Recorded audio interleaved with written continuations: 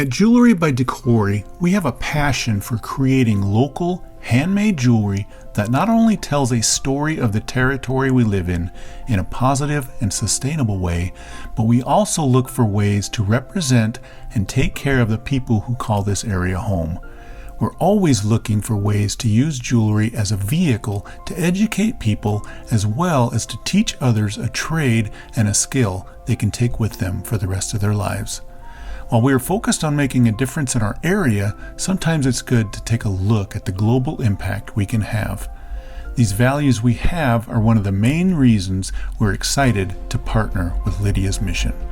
Lydia's Mission is a nonprofit organization in South Africa that empowers women and children in generational poverty by addressing their physical needs and embracing their hearts for Christ.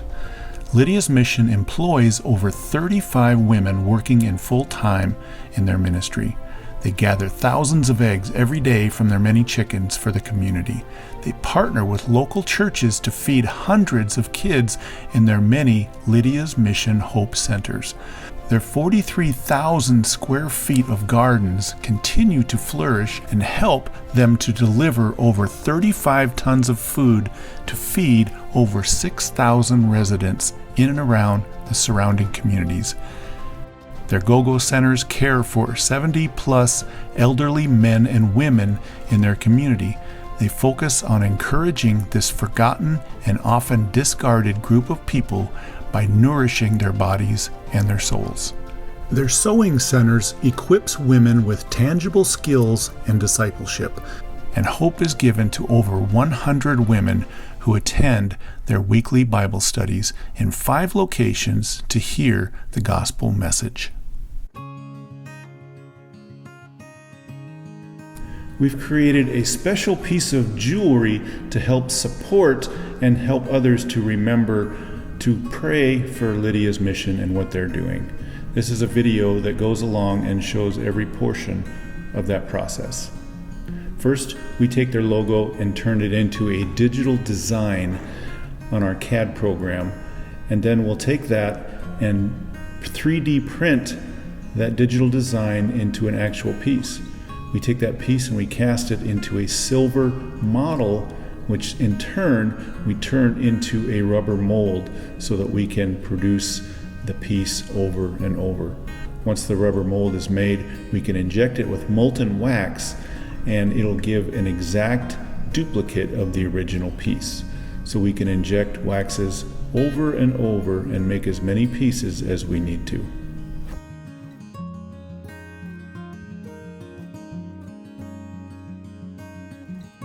This is a tedious process, and we have to pay special attention to the detail so every piece looks exactly like the original. Once the pieces are inspected and cleaned, then we take the individual pieces and attach them to a main wax trunk. We create what is called a tree so that we can cast more than one piece at a time.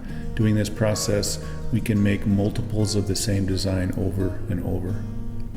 Once the tree is ready, we mix up a solution that is called investment, which is similar to plaster of Paris. You mix the powder and your water together and it turns into a slurry.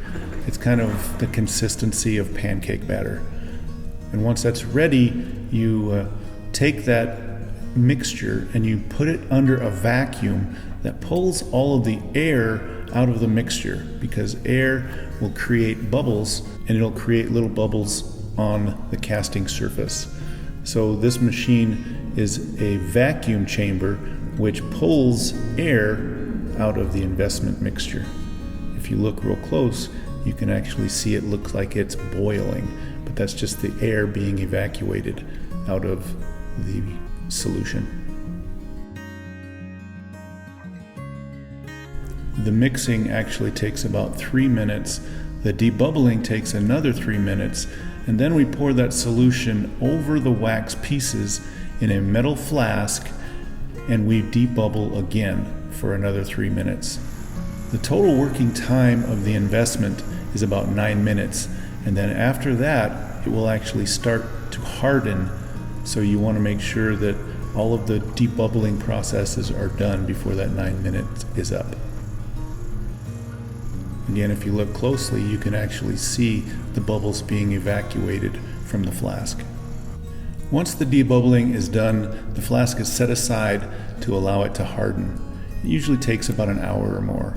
After that, we take the rubber base off of the bottom and put the whole flask in an oven, which is called a burnout cycle. The temperatures in the oven will reach about 1350 degrees Fahrenheit, which melts out and evacuates all of the wax. After all the wax has been burnt out of the flask, then molten metal is poured into the flask and replaces the wax with either silver or gold. The metal can either be melted with a torch or with an electric melting furnace.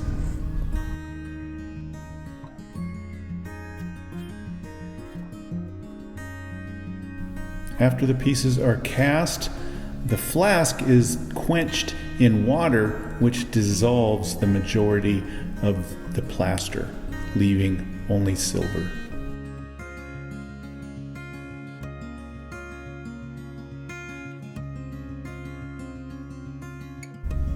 The silver pieces are clipped off the silver tree and the grinding process begins.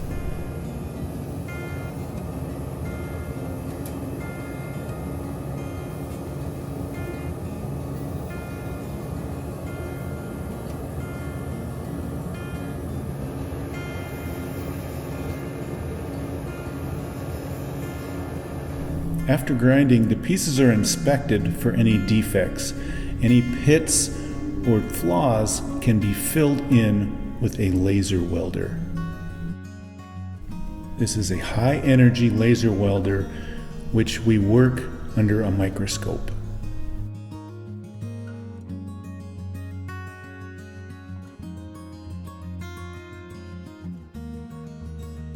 After grinding and repair, the pieces are dipped in a liver of sulfur solution, which turns them completely black.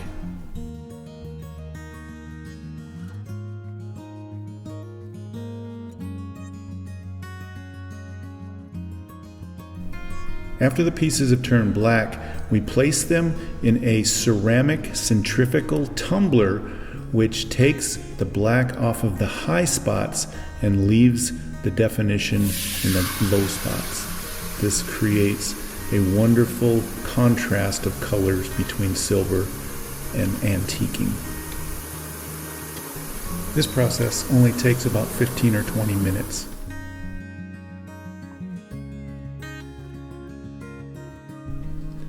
After the pieces come out of this ceramic media, they're placed in steel shot media in a rotating tumbler, which gives them a nice shine.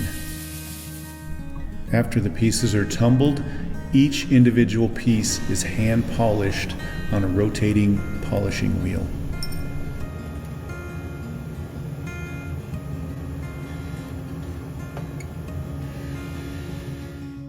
After polishing, the pieces are cleaned in an ultrasonic cleaner, placed on chains, and packaged and ready to go to the next happy customer.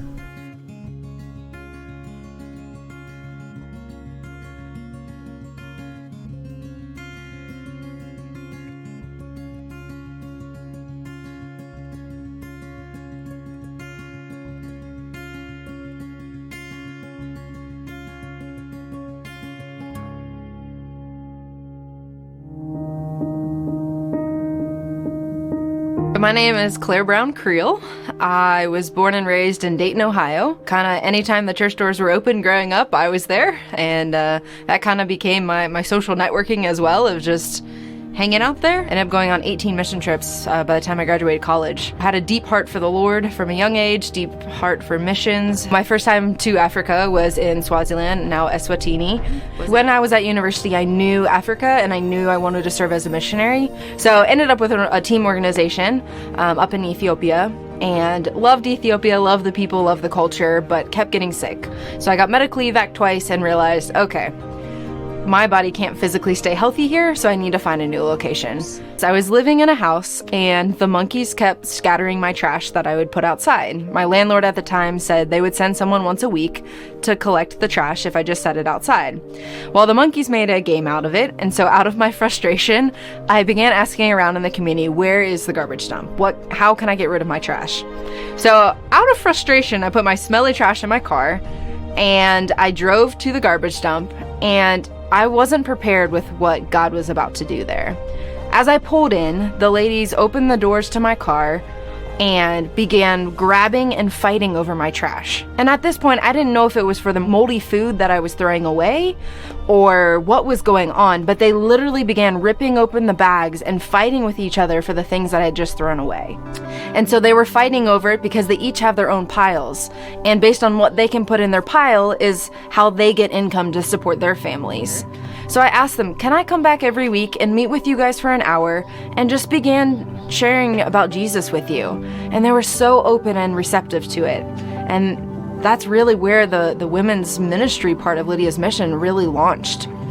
You could see hope just returning to their eyes, and their faces would just light up, where before they just looked down and they literally wouldn't make eye contact. And they just said, we're so full of shame, and we're getting so much shame from our community because this is a place that we work. And I said, you are now daughters of the King. There's nothing that can be shameful. You are a princess. You are God's royalty.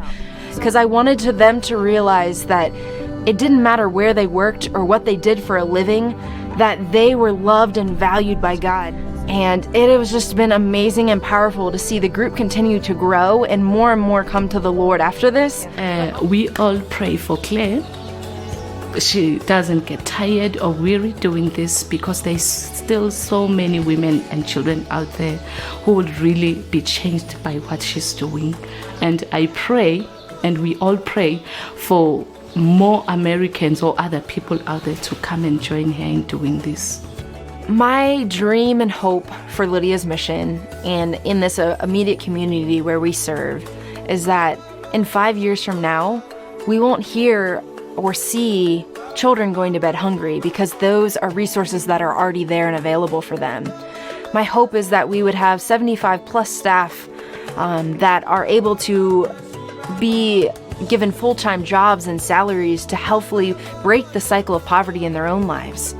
My hope is that our children's programming and our go-go centers and all the different aspects that we do will continue to grow and reach further and further so that the message of Christ would be widely spread and known. That they wouldn't see us as Lydia's mission and wouldn't see me as Claire as the founder, but that they would see Jesus in everything that we do and that he would be made known and that they would know there's something different about us, not because of the way we talk, not because of what we do, but they would see Jesus through the love that they're experiencing.